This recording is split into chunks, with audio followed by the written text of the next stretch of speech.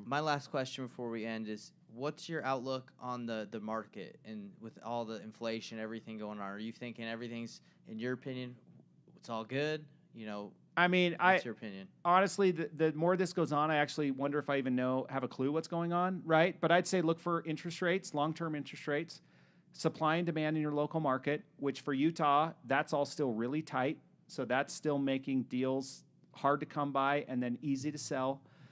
Inflation for long-term rentals is like the greatest thing ever because your debt's fixed, and if anything, Yeah. your rent's going to go up. But I don't understand inflation like 100%, but I mean, obviously I understand it, but at some point, it almost doesn't matter to me. Like it's the time in between where people freak out. But if in 6 months what was $1.25 is now $1.50, but it still buys you the equivalent of what was $1.25, like who cares if it's now $1.50? It's just a number. It's just a number.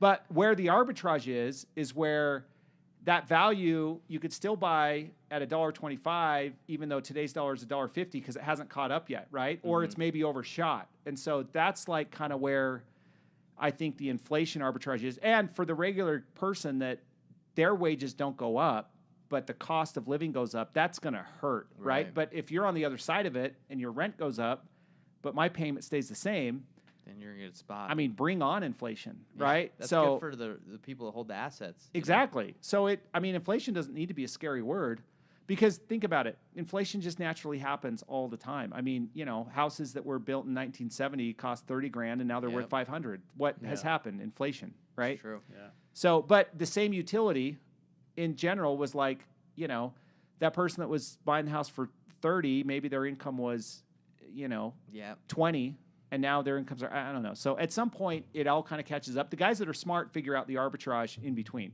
Yeah. And It's true.